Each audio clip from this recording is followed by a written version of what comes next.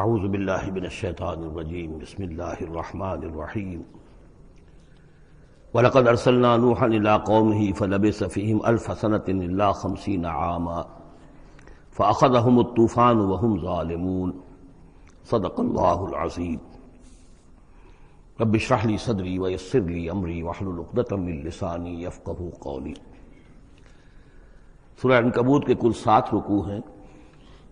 پہلا رکوع جیسا کہ میں عرض کر چکا ہوں کہ قرآن مجید کے اہم ترین مقامات میں سے ہے، خاص طور پر دعوت اور تحریک اور اللہ تعالیٰ کے دین کے غلبے کی جد و جہد میں جو مسائل درپیش ہوتے ہیں کارکنوں کو، اس دور میں جب کہ پرسیکیوشن ہو، ستایا جا رہا ہو، مشکلات آ رہی ہوں، قربانیاں دینی پڑیں، تو اس کے جتنے بھی مسائل پیدا ہوتے ہیں ان سب کا بہت ہی جامع جو بیان ہے اور رہنمائی ہے وہ اس رکوع میں آ چکی ہے۔ اسی لیے میں نے اس پر زیادہ وقت صرف کیا ہے کہ جو عام طور پہ دورہ ترجمہ قرآن کے درمیان اتنا وقت جو نہیں لگایا جا سکتا۔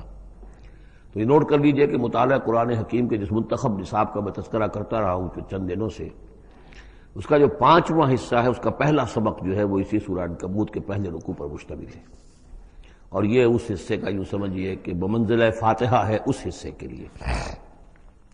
اب جو بقیہ 6 رکوع ہیں ان میں 3 میں انباء الرسل کا معاملہ آ رہا ہے، لیکن ظاہر بات ہے کہ یہاں جو انباء الرسل آ رہے ہیں تو بیچ بیچ میں خاص طور پر یہی جو مسئلہ ہے بیک گراؤنڈ میں جو مسلمانوں کے مسائل درپیش ہیں اور جو اس وقت حضور صلی اللہ علیہ وسلم اور آپ کے ساتھی جن مسائل سے دوچار ہیں، اور جو کچھ کہ کشاکش جو ہے مکے میں ہو رہی ہے اہل کفر اور اہل ایمان کے مابین، تو اس کے یوں سمجھیے بٹوین دی لائنز وقفے وقفے سے اس کی طرف بھی اشارے ہیں۔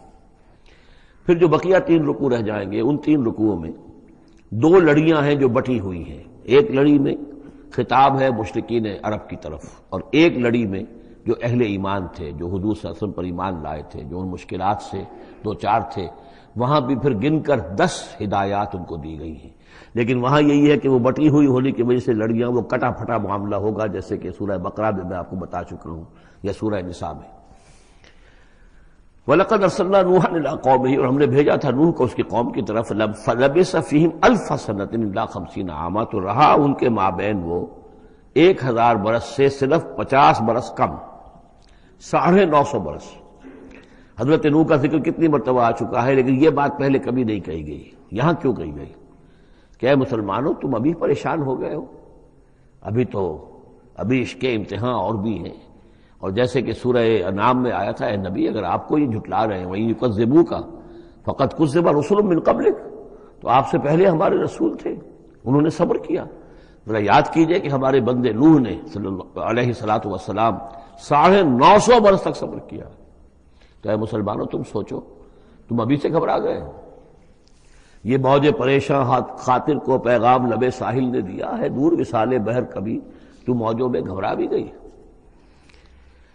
فَأَخَذَهُمُ الطُّوفَانُ وَهُمْ ظَالِمُونَ، تو اس کی قوم کو، حضرت نوح کی قوم کو آ پکڑا طوفان نے، اور وہ ظالم تھے، گناہگار تھے۔ فَأَنجَيْنَاهُ وَأَصْحَابَ السَّفِينَةِ، تو ہم نے بچا لیا اس کو یعنی حضرت نوح کو اور کشتی والوں کو۔ وَجَعَلْنَاهَا آیَةً لِّلْعَالَمِينَ، اسے ہم نے بنا دیا تمام جہانوں کے لیے، تمام جہان والوں کے لیے ایک نشانی۔ وَإِبْرَاهِيمَ، اور ہم نے بھیجا ابراہیم کو، اذ قال لقومه، جبکہ اس نے کہا اپنی قوم سے، اعبدوا اللہ واتقوہ، اللہ کی بندگی اختیار کرو اور اس کا تقوی اختیار کرو۔ ذالکم خیر لکم ان کنتم تعلمون، یہی تمہارے لیے بہتر ہے اگر علم رکھتے ہو۔ انما تعبدون من دون اللہ اوثانا، یہ جن کو تم پوج رہے ہو اللہ کو چھوڑ کر، یہ تو صرف کوئی بت ہیں، ان کے تھان ہیں جو تم نے بنا لیے ہیں۔ وتخلقون افکا، اور تم نے جھوٹ موٹ گھڑا ہوا ہے، یہ اس کی کوئی بنیاد نہیں، کوئی سند نہیں، نہ عقل میں اور نہ ہی کسی اللہ کی اتاری ہوئی کتاب میں۔ ان الذین تعبدون من دون اللہ لا یملکون لکم رزقا، یہ لوگ جنہیں تم پوجتے ہو اللہ کے سوا وہ تمہیں رزق نہیں دینے کا اختیار رکھتے۔ فابتغوا عند اللہ الرزق، تو رزق تلاش کرو اللہ کے پاس، اللہ سے مانگو رزق، اللہ سے اپنی مشکل کشائی کی درخواست کرو، اللہ سے اپنی حاجت روائی کے لیے دعا کرو۔ وَاعْبُدُوهُ، اور اس کی بندگی کرو، وَاشْكُرُوا لَهُ، اور اس کا شکر ادا کرو، إِلَيْهِ تُرْجَعُونَ، یقیناً اسی کی طرف تم لوٹا دیے جاؤ گے۔ اب یہ ذکر حضرت ابراہیم کا کر طویل جو ہے ایک جملہ معترضہ آ رہا ہے کہ رخ موڑ دیا گیا ہے اس وقت جو کشاکش ہو رہی تھی حضور کے اور مشرکین مکہ کے درمیان، اب ذکر اس کا ہو رہا ہے۔ وَإِن تُكَذِّبُوا، گویا کہ اب خطاب ہو رہا ہے اہل مکہ سے، اور اگر تم جھٹلا رہے ہو فقد کذب امم من قبلکم، تو دیکھو تم سے پہلے بہت سی قوموں نے جھٹلایا. وما علی الرسول الا البلاغ المبین، اور ہمارے رسول پر محمد پر صلی اللہ علیہ وسلم کوئی ذمہ داری نہیں ہے سوائے واضح طور پر اور صاف صاف پہنچا دینے کے. اولم یروا کیف یبدی اللہ الخلق ثم یعیدہ، کیا وہ دیکھتے نہیں ہے کیسے اللہ تعالیٰ تخلیق پہلی مرتبہ کرتا ہے پھر وہ دوبارہ بھی کرے گا. ان ذلک علی اللہ یسیر، اور یہ اللہ تعالیٰ پر بہت آسان ہے. قل سیروا فی الارض فانظروا، اور تو ان سے کہیے کہ ذرا گھومو پھرو زمین میں اور دیکھو کیف بدا الخلق، کیسے اللہ تعالیٰ پہلے تخلیق کیا ہے اس نے خلق کو. ثم اللہ ینشئ النشأۃ الآخرہ، پھر اللہ اٹھائے گا یا اٹھاتا ہے. دنیا میں بھی ہو رہا ہے کہ کھیتی جو ہے وہ ختم ہو گئی، پھر اگلی پھر فصل آ گئی، پھر فصل آ گئی، تو یہ تو ایک سائیکل چل رہا ہے. اور پھر یہ کہ اللہ تعالیٰ دوسری مرتبہ تمہیں اسی طرح اٹھا دے گا. نشأۃ آخرہ جو ہے آخرت کی جو تمہیں اٹھانا ہے وہ اللہ کے اختیار میں ہے. ان اللہ علی کل شیء قدیر، یقینا اللہ ہر شے پر قادر ہے. یعذب من یشاء ویرحم من یشاء، وہ جس کو چاہتا ہے عذاب دیتا ہے دے گا، اور جس کو چاہے گا رحم فرمائے گا. وإلیہ تقلبون، اور اسی کی طرف تم لوٹا دیے جاؤ گے. وما انتم بمعجزین فی الارض، اور تم اسے شکست نہیں دے سکتے زمین میں. ولا فی السماء، نہ آسمان میں، نہ زمین میں کہیں بھاگ کر نہ آسمان میں کہیں بھاگ کر اللہ کو عاجز کر سکتے ہو. وما لکم من دون اللہ من ولی ولا نصیر، اور نہیں ہے کوئی تمہارا اللہ کے سوا نہ حمایت، یعنی اللہ کے ورے یا اللہ کے مقابلے میں. یہ دون کا لفظ بہت سے معنی دیتا ہے عربی زبان میں، دیکھنا ہوتا ہے کس کانٹیکسٹ میں کیا معنی ہے. اس کانٹیکسٹ میں اللہ کے مقابلے میں تمہارا کوئی نہ ولی ہوگا نہ نصیر ہوگا، نہ کوئی حمایتی نہ مددگار. والذین کفروا بآیات اللہ ولقائہ، اور جن لوگوں نے کفر کیا اللہ کی آیات کا اور اس سے ملاقات کا انکار کیا.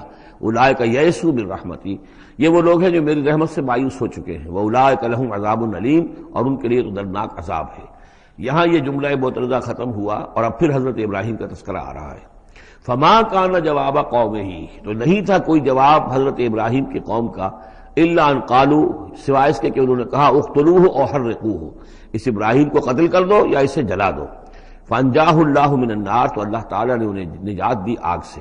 ان فی ذلک لآیات لقوم یؤمنون، اور یقیناً اس میں نشانیاں ہیں ان لوگوں کے لیے جو ایمان رکھتے ہیں. وقال انما اتخذتم من دون اللہ اوثانا مودۃ بینکم فی الحیاۃ الدنیا، اب یہ ہے جو بہت اہم جو بات ہے جو کہی ہے انہوں نے. اور انہوں نے کہا حضرت ابراہیم علیہ السلام نے کہ دیکھو تم نے جو یہ اللہ کے سوا بت بنا رکھے ہیں انہیں پوجتے ہو، یہ بھی تم بھی جانتے ہو کہ ان کے پاس کچھ نہیں ہے، تم بھی جانتے ہو کہ ان کو کوئی اختیار حاصل نہیں ہے.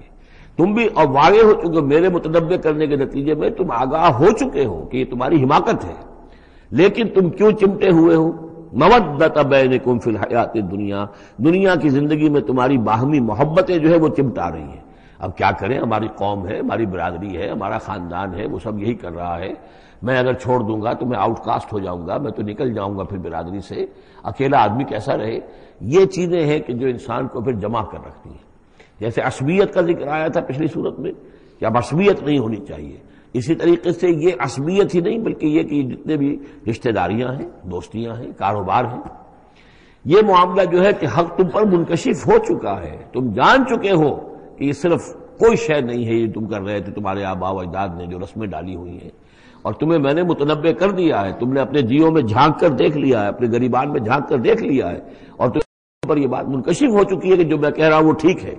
پھر بھی تم جو چمٹے ہوئے ہو اپنے اس نظام کے ساتھ، تو اس کا سبب صرف ایک ہے.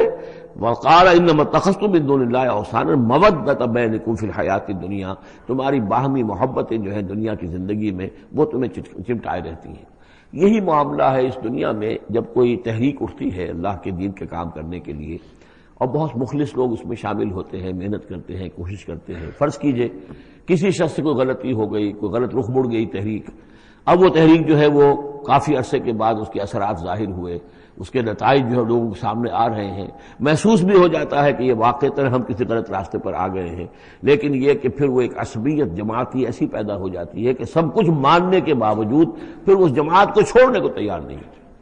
ہماری دوستیاں ہیں، ہماری رشتہ داریاں ہیں، ہمارے کاروباری تعلقات ہیں، یا یہ کہ کچھ لوگوں کے تو اپنے مفادات بھی اس میں شامل ہو جاتے ہیں، اس لیے کہ کچھ عرصے کے بعد ہر جماعت جو ہے وہ ایک فرقہ بن جاتی ہے. جیسے کہ آپ کو معلوم ہے کہ اللہ تعالیٰ نے اس امت کے لیے جو ہے وہ 3 چیزوں کا بندوبست کیا ہے ختم نبوت کے خلا کو پر کرنے کے لیے. نبوت ختم ہو گئی محمد الرسول اللہ پر، تو جو خلا پیدا ہوا وہ 3 چیزوں سے پر ہوا. نمبر 1، قرآن کی حفاظت کا ذمہ اللہ نے لے لیا، جب پہلے تورات کا لیا تھا نہ انجیل کا لیا تھا. نمبر 2، ہر صدی میں مجددین کے اٹھانے کا اہتمام کر لیا، ایسے لوگ اٹھاتے رہے، نبی تو نہیں ہوں گے، وہی نہیں آئے گی، لیکن وہ دین کو تازہ کریں گے، دین کی حقیقی تعلیمات جو لوگ بھول چکے ہوں گے دوبارہ یاد دلائیں گے، دین کی اصل حقائق کی طرف متوجہ کریں گے۔ اور تیسرا یہ کہ ایک جماعت ضرور قائم رہے گی حق پر، لا تزال فی امتی طائفۃ قائمین علی الحق۔ اب ہوتا کیا ہے، ایک صدی میں کوئی ایک مجدد اٹھا، اس نے ایک محنت کی، کوشش کی، جد و جہد کی، کچھ لوگ اس کے گرد آ گئے، جمع ہو گئے، آوان و انصار ہو گئے، وہ ایک جماعت بن گئے۔ لیکن یہ کہ اگلی نسل میں کیا ہوگا، یہ لوگ جو آئے تھے اس کے ساتھ، یہ تو آئے تھے فیس ویلیو پر اس کو قبول کرنے کے، یہ دعوت صحیح ہے، لیکن ان کی اولاد اب اس لیے چمٹ رہی ہے کہ ہمارے والد تھے اس جماعت میں۔ اب یہ عصبیت کا ایک سلسلہ شروع ہوا۔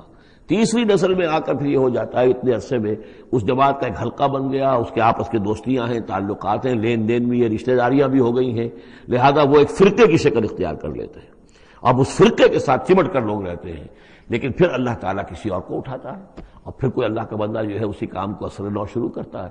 یہی ہوتا آیا ہے، اسی لیے ہر صدی میں مجددین، اس لیے کہ تیسری نسل میں آ کر دعوت جو ہے وہ لازماً اس کے اندر خرابی پیدا ہو جاتی ہے۔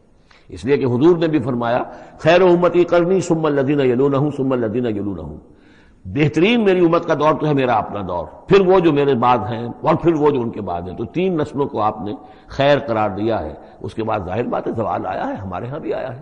جب حضور کی قائم کی ہوئی جماعت میں زوال آ گیا تو اور کون ہوگا بڑا سے بڑا شخص جس کی قائم کی ہوئی کسی جماعت میں زوال نہ آئے۔ تو یہ تو چیزیں ہوتی ہیں، لیکن ہر شخص کو ہر وقت دیکھنا چاہیے کہ آج کے دور میں دین کا وہ کام کس کے حوالے اللہ نے کیا ہے، کس کو توفیق دی ہے جو صحیح طریقے پر اس کام کو کر رہا ہے، اور اس کا ساتھ دینا چاہیے۔ کسی جماعتی عصبیت، جس طرح کسی قبائلی عصبیت کے اندر مبتلا نہیں ہونا چاہیے، ایسے ہی کسی جماعتی عصبیت میں بھی مبتلا نہیں ہونا چاہیے۔ یہ ہے وہ اہم بات جو یہاں آئی ہے۔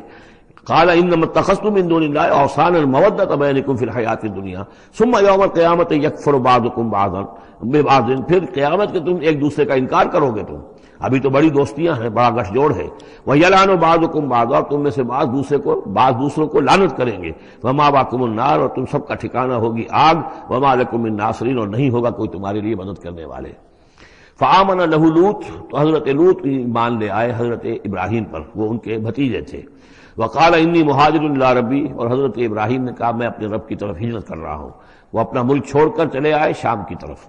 قرآن مجید میں کہیں بھی پھر اس کے بعد یہ تذکرہ نہیں ملتا کہ ان کی قوم کا کیا حشر ہوا، پیچھے ان کو ہلاک کیا گیا، کیا ہوا، واللہ عالم۔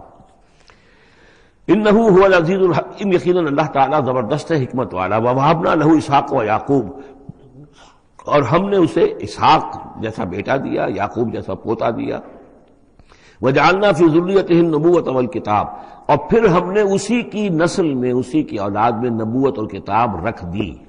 یہ نوٹ کر لیجئے کہ حضرت ابراہیم علیہ السلام کے بعد کوئی نبی، کوئی رسول اس دنیا میں ان کی نسل سے باہر نہیں آیا، لیکن یہ کہ ان کی نسل کہاں کہاں پھیلی ہے یہ ہم نہیں جانتے۔ حضرت ابراہیم کے بیٹے حضرت اسحاق، ان کی نسل کتنی تھی، کہاں کہاں گئی ہے۔ تورات نے تو محفوظ رکھا ہے صرف یعقوب کو، اس لیے کہ بنی اسرائیل کیونکہ یہ لوگ ہیں، اس اپنی نسلی وہ جو بات تھی اس کے حوالے سے حضرت یعقوب کے بارے میں تو ساری چیزیں موجود ہیں۔ حضرت اسحاق کی کوئی اور بیٹا بھی تھا کہ نہیں تھا، عیسو تھا مثلا، تو وہ عیسو کہاں ہے، اس کی اولاد کہاں گئی۔ اس طرح بنی قطورہ، کئی بیٹے تھے حضرت ابراہیم کے حضرت قطورہ سے، تو ان میں سے صرف ایک کا ہمیں تذکرہ ملتا ہے، اور وہ ہے حضرت شعیب جس نسل میں آئے ہیں، مریم کی اولاد، باقی کہاں گئے۔ تو اسی طریقے سے یہ کہ یہ در حقیقت یہ اولاد ابراہیم کہاں کہاں پھیلی ہے، جیسے کہ میرا گمان ہے کہ ہندوستان میں بھی آئی ہے۔ صرف یہ کہ ہو سکتا ہے کہ حضرت اسحاق کی اولاد میں سے عیسو کی اولاد آئی ہو اور وہ یہاں پر آباد ہوئی ہو، لیکن یہ کہ ان کا تعلق بھی یہ خاص طور پر برہمن طبقہ جو ہے، میں سمجھتا ہوں کہ وہ اسی طریقے سے ابراہیم کی نسل سے ہے۔ برہمن ابراہیم سے تعلق رکھنے والا برہمن، تو یہ میں سمجھتا ہوں کہ لفظی جو ہے اس میں مناسبت موجود ہے۔ واللہ عالم، یقین سے ہم نہیں کہہ سکتے، الا یہ کہ کوئی شخص ہسٹری کا اس کو اپنا ریسرچ کا موضوع بنائے، بڑا عالم ہو، وہ لائبریریاں جو ہے کھنگالے اور پرانی تاریخیں دیکھے، شاید۔ وَوَهَبْنَا لَهُ إِسْحَاقَ وَيَعْقُوبَ وَجَعَلْنَا فِي ذُرِّيَّتِهِ النُّبُوَّةَ وَالْكِتَابَ، ہم نے اسی کی نسل میں، اسی کی اولاد میں نبوت اور کتاب رکھ دی۔ طویل عرصے تک وہ نبوت و کتاب آتی رہی حضرت یعقوب کی اولاد میں، پھر آخری نبوت و رسالت حضرت اسماعیل کی اولاد میں۔ وَآتَيْنَاهُ أَجْرَهُ فِي الدُّنْيَا، ہم نے اسے اجر جو ہے دنیا میں بھی عطا فرمایا۔ وَإِنَّهُ فِي الْآخِرَةِ لَمِنَ الصَّالِحِينَ، اور یقیناً وہ آخرت میں ہمارے بڑے نیک بندوں میں سے ہیں۔ وَلُوطًا، اور ہم نے لوط کو بھیجا، اذ قال لقومہ انکم لتاتون الفاحشہ، جب انہوں نے کہا اپنی قوم سے، یہ جو قوم کہا گیا مجازن، حقیقتاً وہ قوم ان کی نہیں تھی، حضرت لوط جو ہے وہ تو بھیجے گئے ہیں ان شہروں کی طرف، یہی ایک استثناء ہے، ورنہ ہر قوم کی طرف رسول اسی کی امت اسی میں سے بھیجا گیا، لیکن چونکہ حضرت ابراہیم کے بعد کوئی رسول کسی اور قوم میں ہو نہیں سکتا، اس لیے عمورہ اور صدوم کی بستیوں میں جو بھیجے گئے وہ حضرت لوط ہیں جو حضرت ابراہیم علیہ السلام کے بھتیجے ہیں۔ انکم لتاتون الفاحشہ، تم لوگ بڑی بے حیائی کا ارتکاب کر رہے ہو، ما سبقکم بہا من احد من العالمین، تمام جہان والوں میں کسی قوم نے تم سے پہلے یہ حرکت نہیں کی۔ انکم لتاتون الرجال، کیا تم مردوں کی طرف آتے ہو اپنی شہوت کو پورا کرنے کے لیے، وتقطعون السبیل، اور راستہ مارتے ہو، یعنی فطرت کا راستہ تو یہ ہے، اولاد ہوتی ہے تو ہوتی ہے مرد اور عورت کے ملاپ سے، تم نے جو راستہ اختیار کیا تو گویا کہ اس فطرت کی راہ کو تم کاٹ رہے ہو۔ وَتَأْتُونَ فِي نَادِيكُمُ الْمُنكَرَ، اور تم اپنی مجلسوں میں یہ اس کا ارتکاب کرتے ہو، یہ ان کی بے حیائی کی اور ڈھٹائی کی انتہا ہو گئی تھی۔ فما کان جواب قومہ، تو نہیں تھا جواب اس کی قوم کا کوئی، الا ان قالوا، سوائے اس کے کہ انہوں نے کہا ائتنا بعذاب اللہ ان کنت من الصادقین، اے لوط اگر سچے ہو تو اللہ کا عذاب لے آؤ۔ قال رب انصرنی علی القوم المفسدین، تو انہوں نے حضرت لوط نے دعا کی پروردگار میری مدد فرما ان مفسدوں کے خلاف۔ ولما جاءت رسلنا ابراہیم بالبشریٰ، اور جب ہمارے جو ایلچی تھے یعنی وہ جو فرشتے آئے تھے انسانی شکل میں ابراہیم کے پاس بشرا لے کر، بشارت لے کر حضرت اسحاق کی ولادت کی، قالوا انا مہلکو اہل هذه القریہ، انہوں نے کہا کہ ہم ہلاک کرنے کے لیے بھیجے گئے ہیں ان بستی والوں کو، ان اہلھا کانوا ظالمین، یقیناً اس کے جو بستی والے جو ہیں، اس بستی کے لوگ رہنے والے وہ بڑے ظالم ہیں، گناہگار ہیں۔ قال ان فیہا لوطا، حضرت ابراہیم نے کہا اس میں تو لوط بھی تو ہے اسی بستی کے اندر۔ قالوا نحن اعلم بمن فیہا، انہوں نے کہا ہمیں خوب معلوم ہے کہ کون کون ہے اس میں۔ لننجینہ اہلہ الا امرأتہ، ہم اسے بچا لیں گے، نجات دیں گے، اس کو بھی اس کے گھر والوں کو بھی، سوائے اس کی بیوی کے، کانت من الغابرین، وہ ہوگی رہ جانے والوں میں۔ ولما ان جاءت رسلنا لوطا، اور جب وہ ہمارے ایلچی جو ہے وہ پہنچے حضرت لوط کے پاس، سیء بہم، ان کو دیکھ کر وہ پریشان ہوئے، وضاق بہم ذرعا، اور ان کا دل جو بہت تنگ ہوا، خوبصورت لڑکوں کی شکل میں آئے تھے۔ وقالوا لا تخف ولا تحزن، انہوں نے کہا نہیں آپ نہ کوئی خوف کھائیں اور نہ کوئی رنجیدہ ہوں، انا منجوک واہلک، ہم تو آپ کو نجات دینے کے لیے آئے ہیں اور آپ کے گھر والوں کو، الا امرأتک، سوائے آپ کی بیوی کے، کانت من الغابرین، وہ پیچھے رہنے والوں ہی میں ہے۔ انا منزلون علی اہل هذه القریۃ رجزا من السماء، ہم نازل کرنے والے ہیں اس بستی کے رہنے والوں پر ایک آفت، ایک عذاب آسمان سے، بما کانوا یفسقون، پر سبب اس فسق کے اور فجور کے اور گندگی کے جو وہ کر رہے تھے۔ وَلَقَدْ تَرَكْنَا مِنْهَا آیَةً بَيِّنَةً، اور ہم نے چھوڑ دیا اس میں سے، اس بستی میں سے کوئی نشانی جو ہے وہ اس وقت تک موجود ہوگی جب کہ قرآن نازل ہوا ہے، اسی لیے کہ قرآن کہتا ہے بار بار تم گزرتے ہو ان بستیوں کے کھنڈرات کے اوپر سے، بَيِّنَةً لِقَوْمٍ يَعْقِلُونَ، ان لوگوں کے لیے کہ جو عقل سے کام لے۔ وَإِلَىٰ مَدْيَنَ أَخَاهُمْ شُعَيْبًا، اور مدین کی طرف ہم نے بھیجا ان کے بھائی شعیب کو۔ فقال یا قوم اعبدوا اللہ، اور انہوں نے کہا کہ اے میری قوم کے لوگوں اللہ کی بندگی کرو، وارجوا الیوم الآخرہ، اور دیکھو آخرت کے دن کی، قیامت کے دن کی انتظار میں رہو، امید میں رہو، وہ قیامت کا دن آ کر رہے گا۔ ولا تعثوا فی الارض مفسدین، اور زمین میں فساد مچاتے مت پھرو۔ فکذبوہ، تو انہوں نے اس کو جھٹلا دیا، فاخذتہم الرجفۃ، تو انہیں آ پکڑا ایک زلزلے نے، فاصبحوا فی دارہم جاثمین، تو وہ اپنے گھروں کے اندر پڑے رہ گئے اوندھے ہوئے۔ وعادا وثمودا، اسی طرح عاد اور سمود، وقد تبین لکم من مساکنہم، اور تمہیں معلوم ہے کہ ان کے مسکن کہاں تھے، تمہارے لیے واضح ہیں کہاں رہتے تھے یہ، کہاں آباد تھے۔ وزین لہم الشیطان اعمالہم، اور شیطان نے ان کے لیے ان کے برے اعمال کو، مشرکانہ افعال کو مزین کر دیا تھا، اسی میں مگن تھے، خوش تھے۔ فصدہم عن السبیل، اور روک دیا تھا انہیں اللہ کے صحیح راستے سے، صراط مستقیم سے، جو صراط توحید ہے اس سے۔ وَكَانُوا مُسْتَبْصِرِينَ، حالانکہ وہ تھے بہت ہوشیار، بہت غور کرنے والے، سوچنے والے، بڑے دانشور تھے، لیکن یہ کہ یہ بڑے دانشور جو ہے کسی جگہ ایسا بھی ہوتا ہے، بہت بڑا عقل مند انسان جو ہے وہ اپنے ناک کے نیچے کے پتھر سے ٹھوکر کھاتا ہے۔ یہ اور اس کی سب سے بڑی مثال جو ہے وہ ہمارے آج کل کے سائنسدان ہیں، کتنی باریکیاں دیکھ رہے ہیں اس کائنات کی، سب کچھ دیکھ لیا، اللہ نظر نہیں آتا۔ کہاں سے کہاں دیکھ رہے ہیں، کتنی بڑی بڑی ٹیلیسکوپس ہیں اور کتنے ٹریلین وہ لائٹ ایئرز کے اوپر دریافت کر رہے ہیں کہ نیا ستارہ وجود میں آ گیا، سب کچھ ہو رہا ہے، لیکن یہ کہ ان تمام چیزوں کو دیکھنے کے باوجود ان کا دماغ اللہ کی طرف منتقل نہیں ہوتا۔ یہ ہے کہ ایک طرف سے اندھے ہیں، ایک آنکھ کھلی ہے، ایک آنکھ اندھی ہے۔ تو اگرچہ وہ بھی تھے بڑے ہوشیار مستبصرین، یعنی استبصار جو ہے یہ باب استفال، دیکھنا بڑے غور سے دیکھا کرتے تھے، مشاہدہ کرتے تھے، آبزرو کرتے تھے، سب کچھ تھے، باقی سب کچھ نظر آیا انہیں۔ ڈھونڈنے والا ستاروں کی گزرگاہوں کا اپنے افکار کی دنیا میں سفر کر نہ سکا، وہ ساری جو ہے وہ ستاروں کی گزرگاہیں جو ہے ان کی تحقیق ہو رہی ہے، لیکن یہ کہ میں خود کون ہوں، کہاں سے آیا ہوں، کہاں جا رہا ہوں، میری زندگی کا مال کیا ہے، اس کا مقصد کیا ہے؟ بس پیدا ہونا، کھانا پینا، جانوروں کی طرح رہنا اور ختم ہو جانا۔ Is that all? Is death the end of our existence? کیا موت پر ہمارے وجود کا خاتمہ ہو جائے گا؟ تو کیا زندگی ہوئی؟ عمر دراز مانگ کے لائے تھے 4 دن، 2 آرزو میں کٹ گئے، 2 انتظار میں، کتنا وقت تو گزر گیا۔ بچپن کے اندر ابھی فہم ہی نہیں تھا، لڑکپن ہے، اس کے بعد نوجوانی ہے، اس کے کچھ اپنے ہی اور جو ہے اس کی کیفیات ہوتی ہیں۔ جب ذرا ہوش اور شعور آیا ہے، ایک ذرا ہوش میں آنے کے خطا کار ہیں ہم، اور اس کے بعد پھر بڑھاپا آ گیا، اور اس کے بعد جو ہے کہلا یعلم من بعد علم شیئا، بس یہی زندگی ہے؟ یہ اشرف المخلوقات ہے؟ یہ مسجود ملائک کی زندگی یہ ہے؟ نہیں، اصل زندگی تو ہے تو اسے پیمانہ امروز و فردا سے نہ ناپ، جاویداں پہ ہمدماں ہر دم جواں ہے زندگی، وہ زندگی تو ابدی ہے۔ یہ تو اس کا چھوٹا سا حصہ علیحدہ کر کے ایک امتحانی وقفہ بنا دیا ہے، اسے ایک امتحانی وقفہ ہے، 3 گھنٹے کا نہیں، 30 سال کا صحیح، بس اس کے علاوہ کچھ نہیں۔ کوانٹیٹیو فرق ہے، کوالیٹیٹیو نہیں۔ وقارون وفرعون وحامان، اور ہلاک کیا ہم نے قارون کو بھی اور فرعون کو بھی اور حامان کو بھی۔ وَلَقَدْ جَاءَهُم مُوسَىٰ بِالْبَيِّنَاتِ، ان کے پاس موسیٰ آئے تھے واضح تعلیمات لے کر۔ فَاسْتَكْبَرُوا فِي الْأَرْضِ، انہوں نے زمین میں تکبر کیا۔ وَمَا كَانُوا سَابِقِينَ، لیکن یہ کہ وہ ہماری پکڑ سے بچ کر نکل جانے والے نہیں تھے، ہم سے آگے نہیں نکل سکتے تھے۔ فَكُلًّا أَخَذْنَا بِذَنبِهِ، ہم نے سب کو پکڑا ان کے گناہوں کی پاداش میں۔ فَمِنْهُمْ مَنْ أَرْسَلْنَا عَلَيْهِمْ حَاصِبًا، تو ان میں وہ بھی تھے کہ جن پر ہم نے ایسی زوردار ہوا بھیجی جس میں پتھراؤ تھا، وہ ہوا جو ہے ان پر پتھراؤ کر رہی تھی۔ تو یہ قوم لوط پر بھی ہوا ہے، اور بعض حضرات کے نزدیک قوم عاد پر بھی۔ سخرها عليهم 7 ليال و8 ايام حسوما فترى القوم فيها صرعا، ایک ایسی تیز آندھی آئی ہے، 7 راتیں اور 8 دن چلتی رہی کہ اس نے اٹھا کر پٹخا ہے، اور اس میں وہ کنکر بھی تھے، وہ بلٹس کا کام کر رہے تھے، جو اور سے بڑے پتھر تھے وہ کام کر رہے تھے میزائلز کا، تو یہ سب کے سب ہلاک ہو گئے۔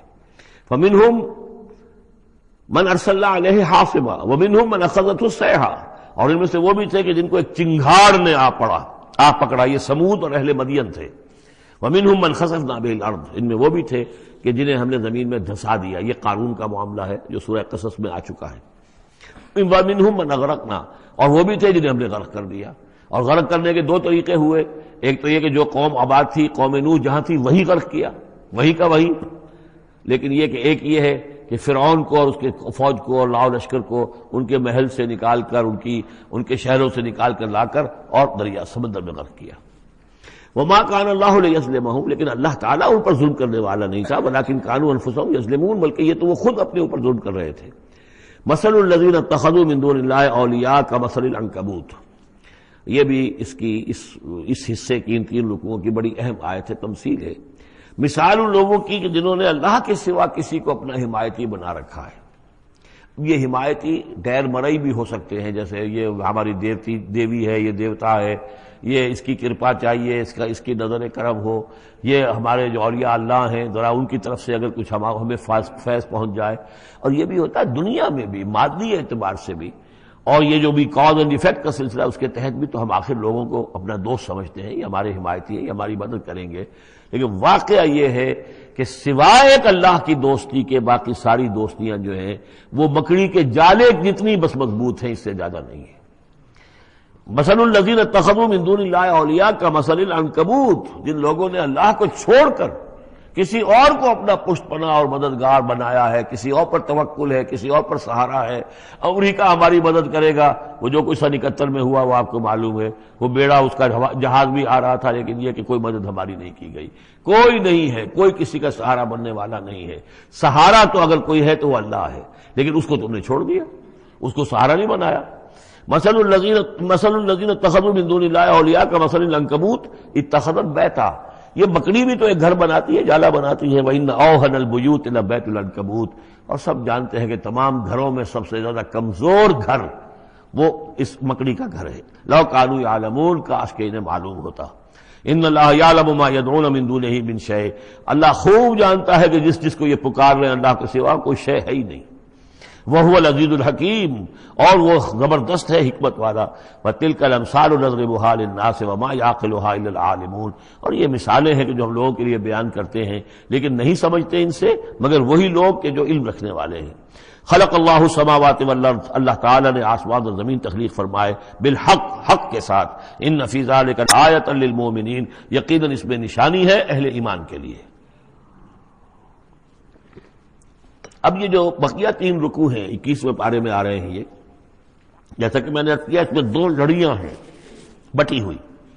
ایک لڑی ہے خطاب اہل ایمان سے، یہاں ایک جگہ آپ کو مل جائے گا کہ براہ راست خطاب بھی ہے، یا عبادی الذین آمنوا، یا ایھا الذین آمنوا والا جو ہے کہ جو مدنی صورتوں میں جو خطاب کا صیغہ ہے وہ تو یہاں بھی نہیں آیا لیکن براہ راست خطاب کیا ہے۔ لیکن یہ کہ اگر گنتی کریں گے تو کچھ 10 احکام اور دیے گئے ہیں ان لوگوں کو جو دین کے لیے کسی محنت کے اندر جد و جہد میں، اس کو غالب کرنے کی کسی کوشش میں، اس کی تحریک میں، اس کی دعوت میں لگے ہوئے ہوں، اور اس میں ان کے لیے مصائب ہوں، مشکلات ہوں، تکالیف ہوں، پریشانیاں ہوں، تو ان کے لیے کیا ہدایات ہے۔ سب سے پہلی ہدایت 100 ہدایتوں کی ایک ہدایت، اتل ما اوحی الیک من الکتاب، تلاوت کرتے رہا کرو اس شے کی جو وحی کی گئی ہے آپ کی جانب کتاب میں سے۔ یہی ہم پڑھ چکے ہیں سورہ کہف میں بھی، واتل ما اوحی الیک من کتاب ربک لا مبدل لکلماتہ ولن تجد من دونہ ملتحدا۔ وہی بات، سب سے بڑا سہارا بندہ مومن کا کیا ہے؟ اللہ پر جتنا یقین ہوگا، اللہ پر جتنا بھروسہ ہوگا، اللہ سے جتنا تعلق ہوگا اتنا ہی صبر کرے گا۔ وَاصْبِرْ وَمَا صَبْرُكَ إِلَّا بِاللَّهِ، اور اللہ کے ساتھ تعلق کا سب سے بڑے ذریعہ یہ قرآن مجید ہے۔ طرفوا بِأَيْدِيكُمْ وَطَرَفُوا بِيَدِ اللَّهِ، اس کا ایک سرا تمہارے ہاتھ میں ہے، ایک سرا اللہ کے ہاتھ میں ہے۔ القرآن حبل اللہ الممدود من السماء إلى الأرض، حضرت عبداللہ ابن مسعود کی روایت کردہ حدیث ہے، حضور نے فرمایا یہ اللہ کی رسی ہے، مضبوطی کے ساتھ تھام لو اس کو، یہ تنی ہوئی ہے زمین سے آسمان تک۔ تو واعتصموا بحبل اللہ جمیعا، تو اس کے لیے یہ کہ قرآن پڑھا کرو۔ اتل ما اوحی الیک من الکتاب واقم الصلاۃ، اور قرآن کے بعد نمبر 2 نماز قائم کرنا۔ یہ نماز جو ہے اقم الصلاۃ لذکری، یہ سورہ طٰہٰ میں ہم پڑھ آئے ہیں، حضرت موسیٰ کو پہلی وحی ہو رہی ہے، پہلی گفتگو ہو رہی ہے کوہ طور پر، اقم الصلاۃ لذکری ان الصلاۃ تنہی عن الفحشاء والمنکر، یقیناً یہ نماز روکتی ہے بے حیائی کے کاموں سے بھی اور برے کاموں سے بھی۔ ولا ذکر اللہ اکبر، اور جان لو اللہ کا ذکر سب سے بڑی شے ہے۔ یہاں ذکر کو علیحدہ نہ سمجھیں، یہی ذکر ہے۔ قرآن جو ہے الذکر ہے، ہم نے سورہ ہجر میں دیکھا الذکر، انا نحن نزلنا الذکر وانا لہ لحافظون، تو ذکر میں سب سے پہلے قرآن ہے۔ نمبر 2 اقم الصلاۃ لذکری، نماز قائم کرو میری یاد کے لیے۔ قرآن تو ہے ہی مجسم ذکر، نماز ذکر کے لیے ہے۔ اور تیسری چیز کیا ہے؟ ادعیہ معصورہ ہیں محمد رسول اللہ صلی اللہ علیہ وسلم کی، زندگی کا ہر کام کرتے ہوئے دعا ہے۔ آپ بیت الخلاء میں داخل ہو رہے ہیں تو دعا ہے، نکل رہے ہیں تو دعا ہے، گھر سے باہر جا رہے ہیں دعا ہے، گھر میں داخل ہو رہے ہیں دعا ہے، شیشہ دیکھا ہے تو دعا ہے، کپڑے بدلے ہیں دعا ہے، ہر کام کیجئے، لیکن یہ کہ آپ کا اس وقت اللہ کے ساتھ ذہنی رشتہ قائم رہتا ہے۔ چوتھے نمبر پر جو بھی اور حضور نے فرمائے ہیں، یہ 33 مرتبہ سبحان اللہ اور 33 مرتبہ الحمدللہ اور اللہ اکبر، یہ بھی ذکر ہے۔ تو یہ تمام شکلیں ذکر کی ہیں، صرف کسی ایک شے کو ذکر نہ سمجھے ہمارے ہاں یہ بن گیا بس اللہ اللہ کر رہے ہیں تو ذکر ہے، نہیں، ذکر میں سب سے پہلے قرآن کی تلاوت ہے۔ اتل ما اوحی الیک من الکتاب واقم الصلاۃ ان الصلاۃ تنہی عن الفحشاء والمنکر ولذکر اللہ اکبر واللہ یعلم ما تصنعون۔ ایک تو یہ ہدایت ہو گئی، اللہ خوب جانتا ہے جو تم کر رہے ہو۔ دوسری ہدایت ولا تجادلوا اہل الکتاب الا باللتی احسن، جنہیں پہلے تم سے کتاب دی گئی تھی ان سے جھگڑا مت کرو مگر بہترین طریقے پر، ان سے بات کرو تو بڑے ہی اسلوب سے کرو، خوبصورتی سے کرو، بات کو سمجھانے کے لیے کرو، ان کی توہین نہ ہو، ان کے جذبات کو آپ بھڑکنے نہ دیں، ان میں حمیت جاہلی جو ہے اپنی امکانیت تک تو کوشش کریں کہ وہ بھڑکے نہ، باقی پھر وہ جو کرتے ہیں اللہ کے ہاں وہ ذمہ دار ہوں گے، لیکن ان سے گفتگو کرو تو بڑے عمدگی کے ساتھ کرو۔ الا الذین ظلموا منہم، سوائے ان کے جو ان میں سے ناانصافی پر تل گئے ہوں۔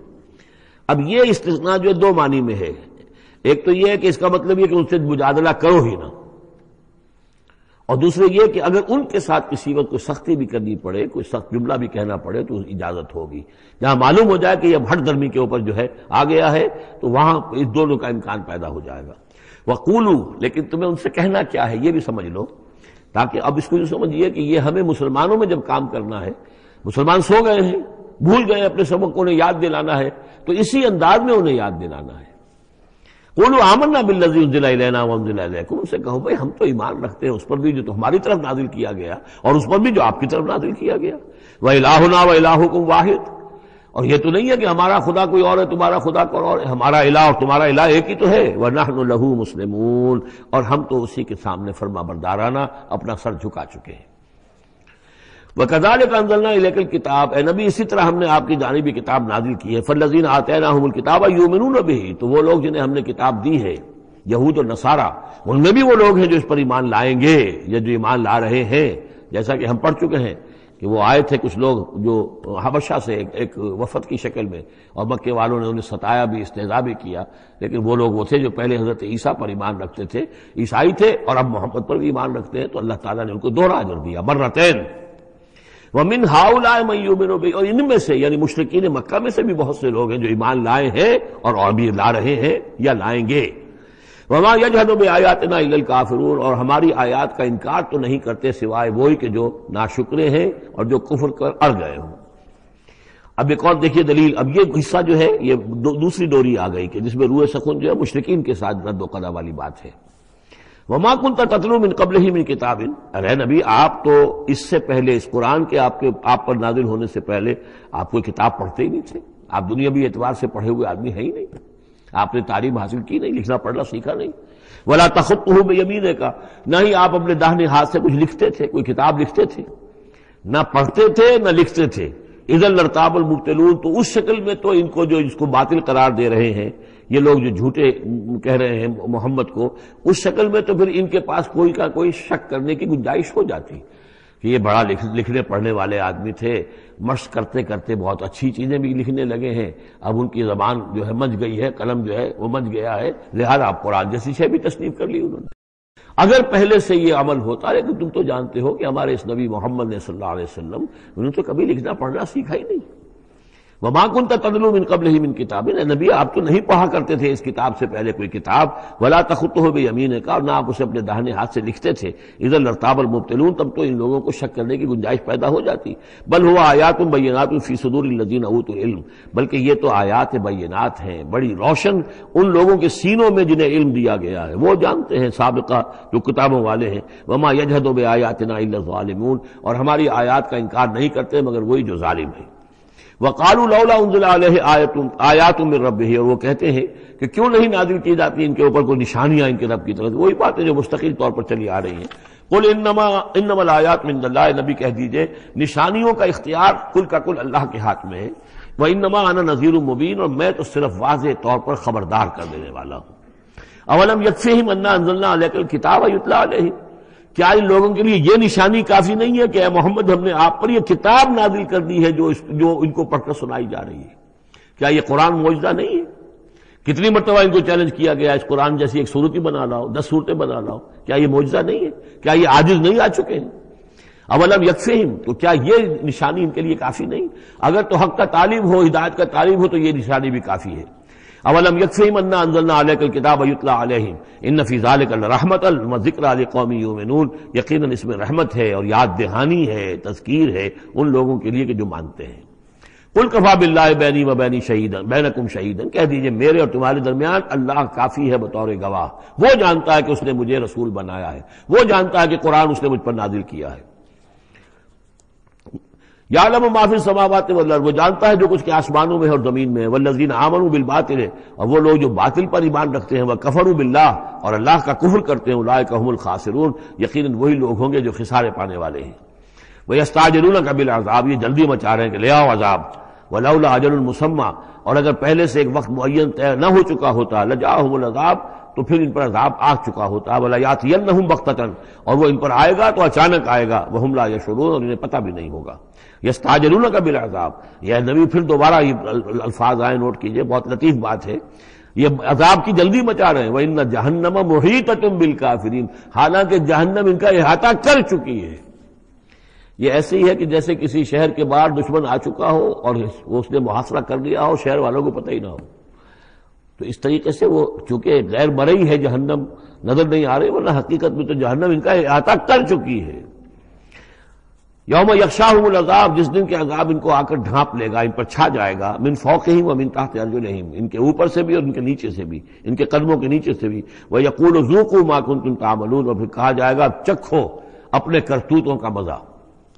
اب یہاں وہ تیسری ہدایت آ رہی، دو پہلے میں نے گنوائی تھی، اتل ما اوحی الیک من کتاب ربک، من الکتاب واقم الصلاۃ ان الصلاۃ تنہی عن الفحشاء والمنکر ولذکر اللہ اکبر، دوسری ولا تجادلوا اہل الکتاب الا بالتی احسن الا الذین ظلموا منہم۔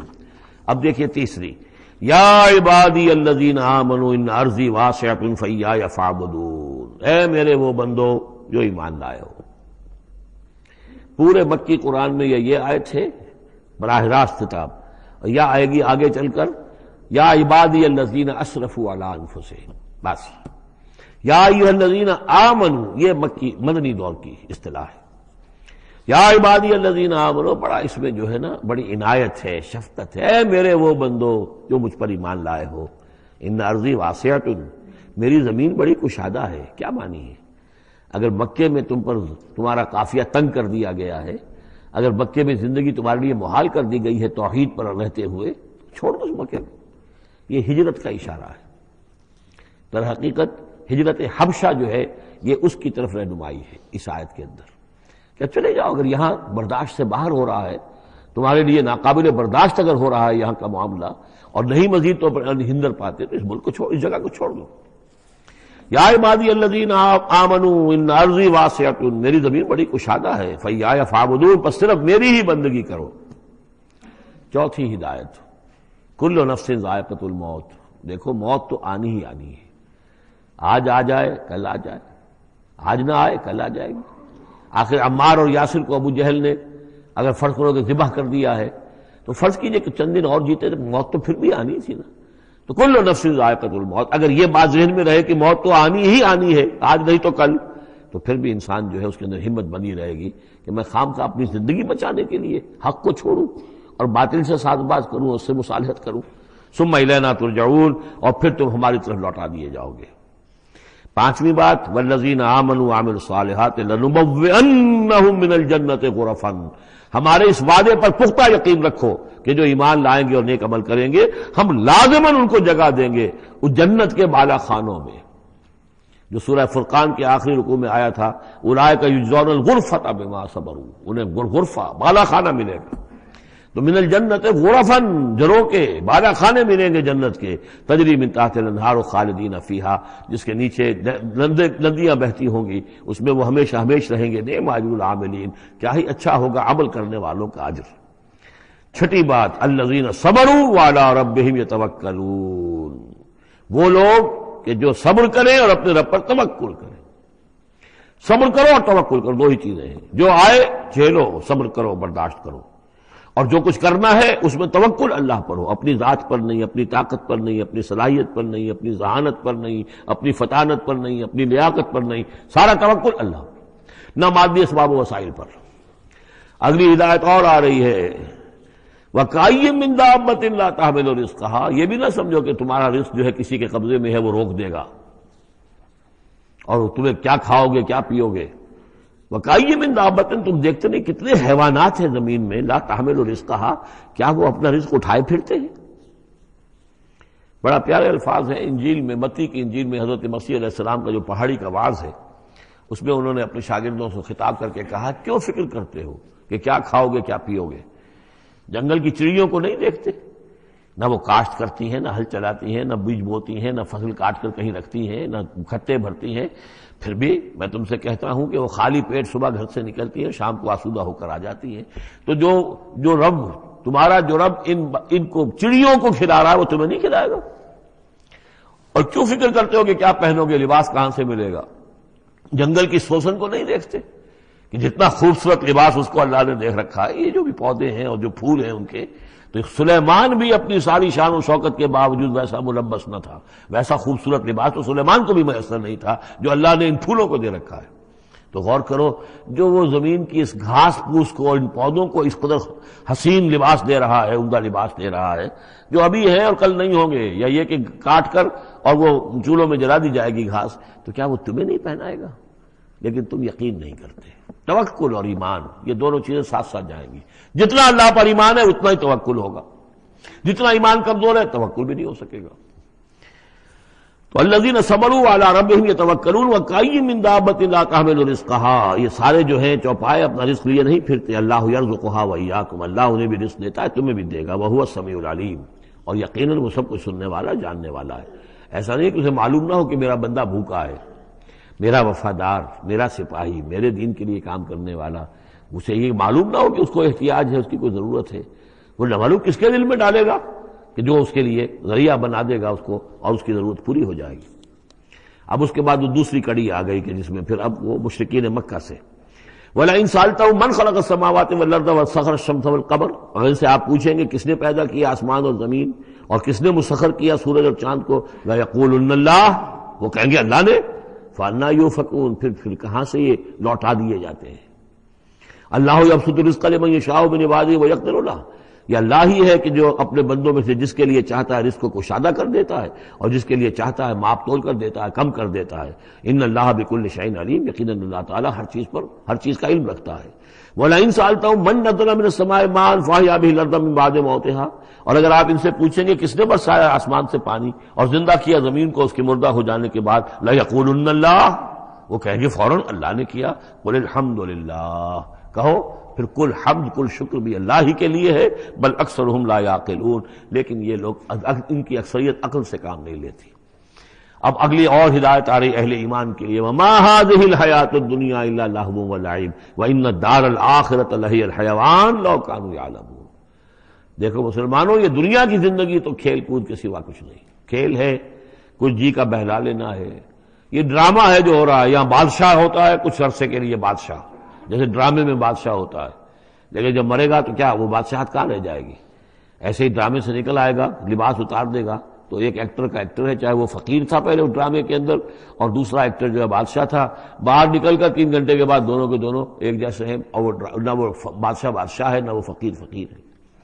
یہ ہے عارضی سا ہے، لیکن یہ کہ ان الدار الآخرۃ لہی الحیوان، یقیناً آخرت کا گھر وہ ہے اصل زندگی وہ ہے۔ لو کانوا یعلمون، کاش کہ ہمیں معلوم ہوتا، لو کنا نعلم، کاش کہ ہمیں معلوم ہوتا۔ یہ بھی نوٹ کر لیجیے، آخرت کو صرف مان لینا کہ ہاں آخرت ہے، بعد سے بعد الموت ہے، یہ کافی نہیں ہے۔ یہ معلوم ہو کہ اصل زندگی وہی ہے۔ میں نے جو اس کی تشبیہ جو ہے بیان کی ہے بعض مواقع پر، کہ ایک کتاب ہوتی ہے، اس کا دیباچہ بھی ہوتا ہے، اس کا کوئی ضمیمہ بھی ہوتا ہے، چھوٹا سا ضمیمہ۔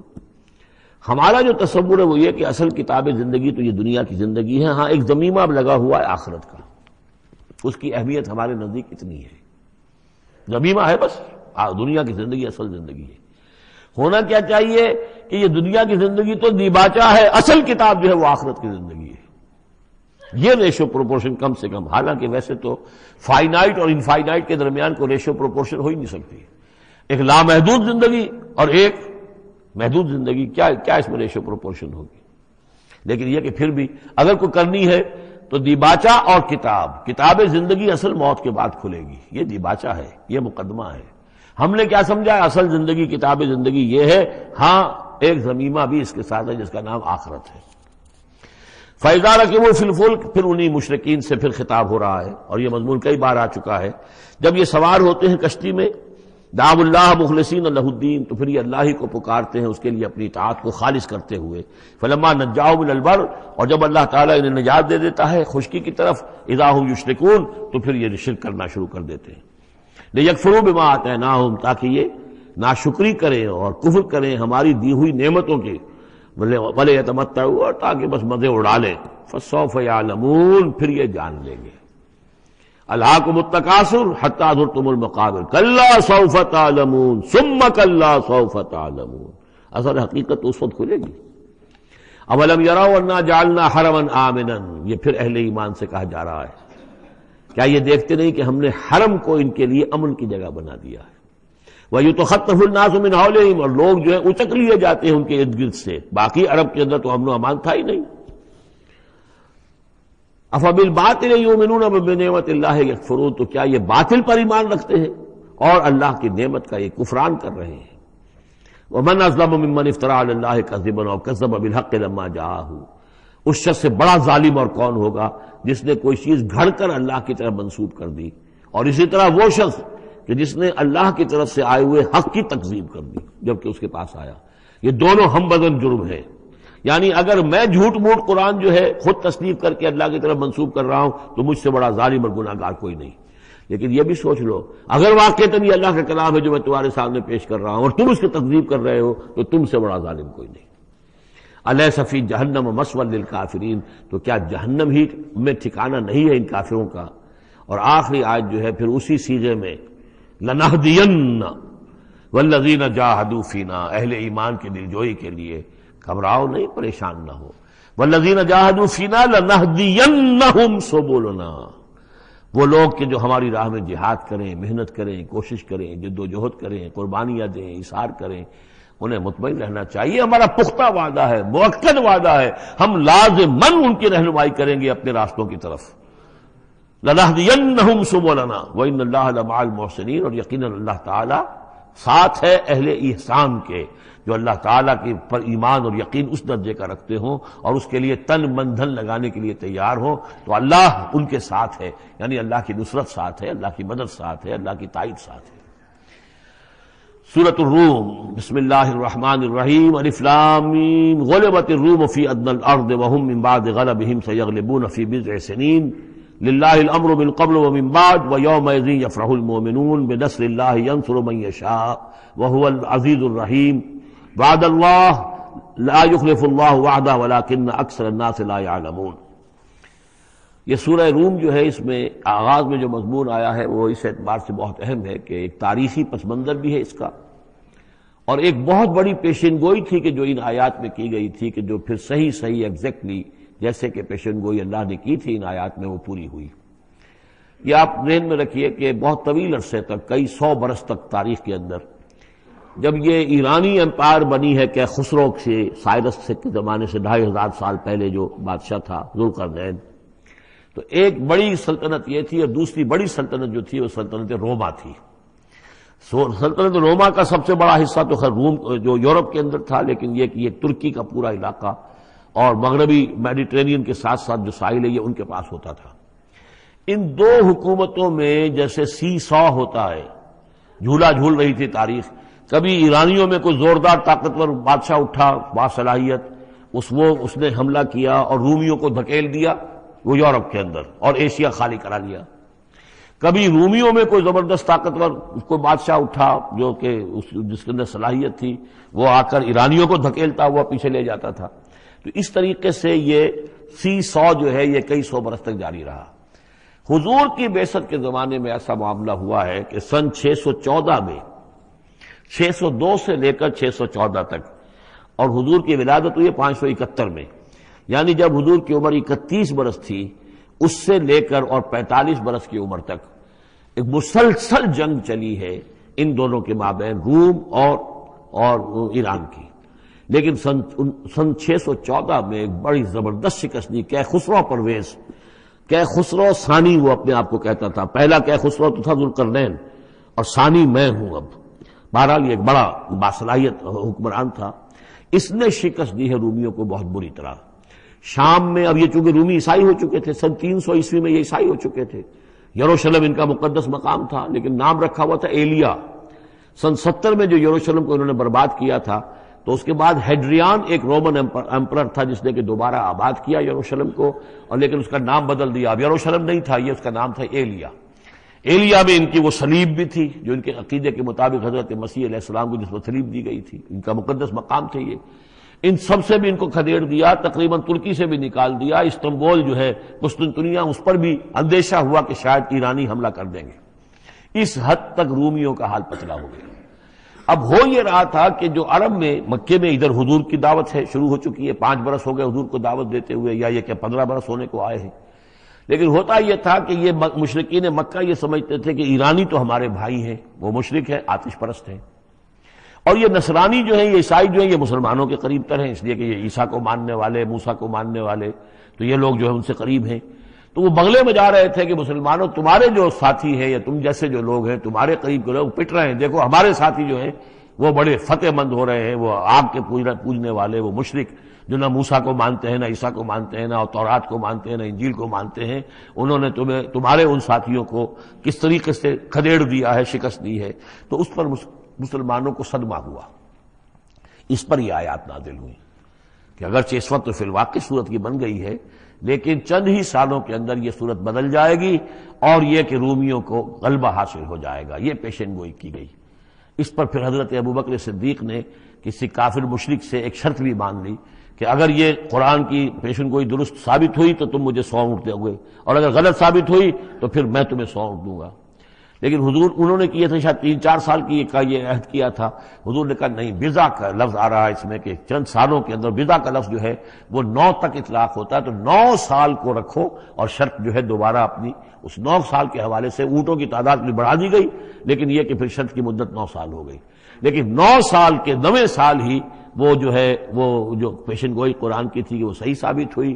ہرقل جو تھا، ہرقل اعظم، اس نے پھر لمبا چکر دیا، بجائے اس راستے سے آنے کے وہ بحیرہ کیسپین کی طرف سے ہو کر، پیچھے سے ہو کر آیا ہے، اور سرپرائز اٹیک کیا اس نے ایران پر، اور بڑی زبردست شکست دی ایران کو، اور اپنی شکست کا بدلہ چکا لیا، اور یہ سارا علاقہ شام وغیرہ کا جو ہے وہ اس نے واگزار کرا لیا۔ اور وہی تھا زمانہ جب کہ مسلمانوں کو میدان بدر میں فتح حاصل ہوئی۔ تو یہ شکست، 2 خوشیاں جمع ہو گئی مسلمانوں کے لیے، کہ ایک تو یہ کہ جو ان کے قریب تر تھے یعنی عیسائی، ان کو فتح حاصل ہو گئی مشرکین کے ساتھ کے مقابلے میں، کہ جو مشرکوں سے قریب تر تھے، آتش پرست تھے۔ دوسرے یہ کہ خود انہیں فتح حاصل ہو گئی، فتح مبین، الفرقان آ گیا بدر کا، اس کا ذکر ہے ان آیات میں۔ الف لام میم، غلبت الروم، رومی مغلوب ہو گئے، فی ادنی الارض، قریب کی سرزمین میں۔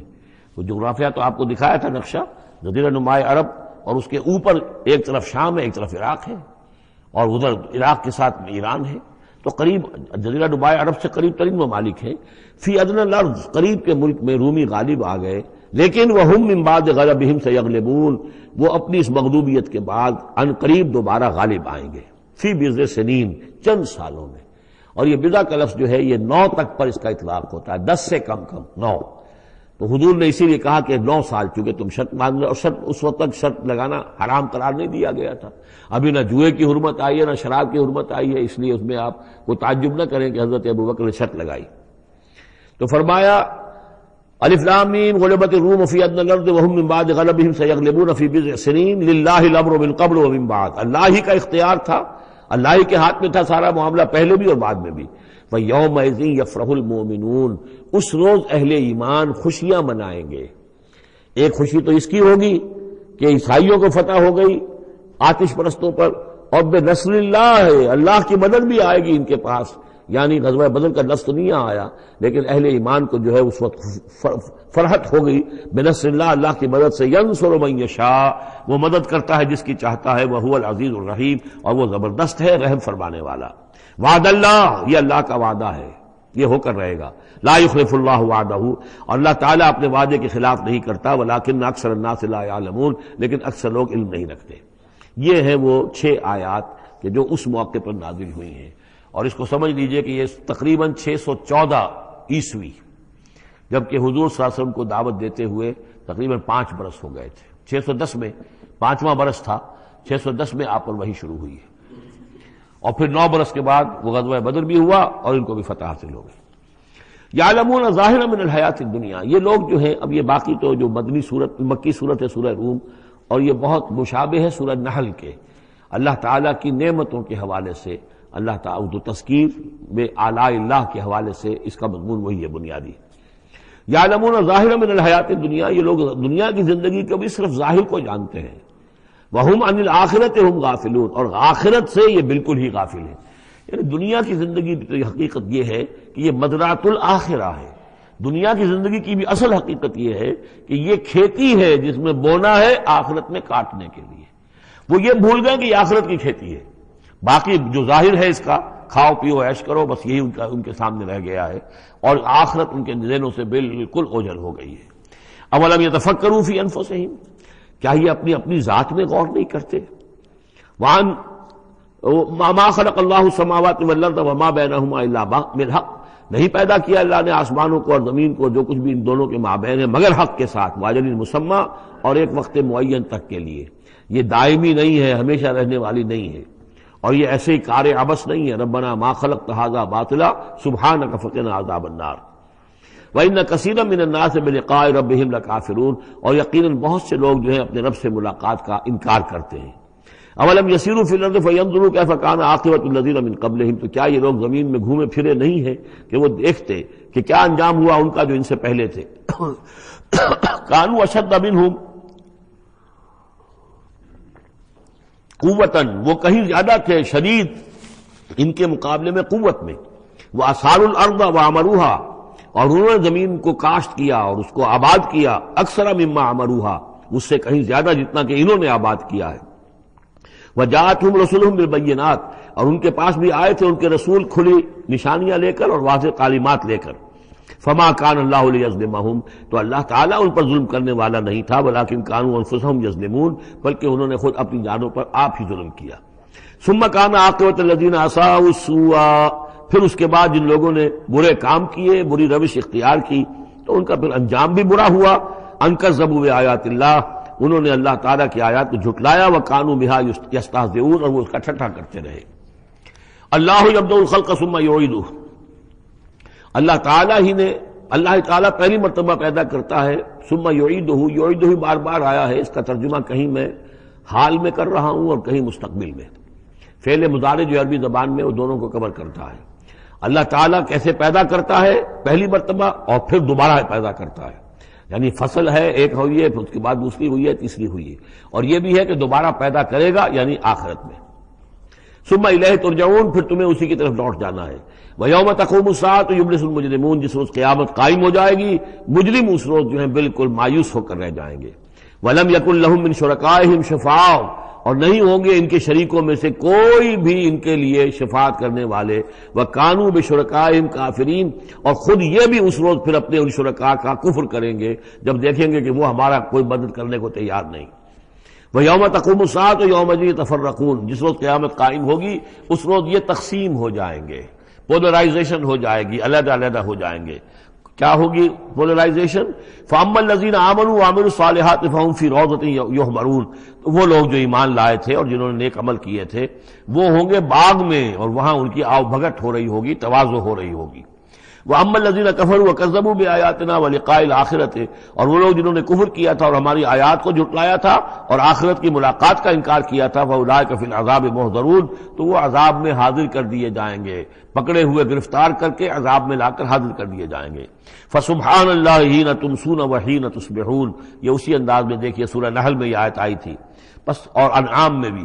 پھر اللہ ہی پاک ہے اس وقت بھی جب تمہیں شام ہوتی ہے، تم شام کرتے ہو، وحین تصبحون، اور جب کہ تم دوپہر ہوتی ہے، وحین تصبح، جب صبح کرتے ہو۔ وَلَهُ الْحَمْدُ فِي السَّمَاوَاتِ وَالْأَرْضِ، اور اسی کے لیے ہے حمد اور تعریف آسمانوں میں اور زمین میں۔ وَعَشِيًّا وَحِينَ تُظْهِرُونَ، اور رات کے وقت بھی اور جب کہ دوپہر ہوتی ہے، ظہر کا وقت ہوتا ہے۔ یہ بھی نمازوں کے اوقات ہی کے حوالے سے، صبح کے وقت کی نماز ہے، شام کے وقت کی نماز ہے، رات کی نماز ہے، ظہر کی نماز ہے۔ یخرج الحی من المیت، وہ نکالتا ہے زندہ کو مردہ سے۔ انڈا بے جان شے ہے، اس میں زندگی کے کوئی آثار موجود نہیں ہے، اس میں سے چوزہ برآمد ہوتا ہے جاندار۔ ویخرج المیت من الحی، اسی طرح مرغی سے انڈا برآمد ہوتا ہے، اور بھی بہت سی چیزیں کہ جو نکل رہی ہیں۔ ویحیی الارض بعد موتہا، اور وہ زندہ کر دیتا ہے زمین کو اس کے مرنے کے بعد۔ وَكَذَلِكَ تُخْرَجُونَ، اور اسی طریقے سے تم کو بھی نکال لیا جائے گا قبروں سے، زمین میں جہاں تم دفن ہوگے، جہاں تمہارے اجزاء تحلیل ہو چکے ہوں گے، لیکن اللہ تعالیٰ اسی طریقے سے اس مردہ زمین میں سے جیسے فصل نکال لیتا ہے تمہیں نکال لے آئے گا۔ بارک لکم فی القرآن العظیم ونفعنی وإیاکم بالآیات والذکر الحکیم۔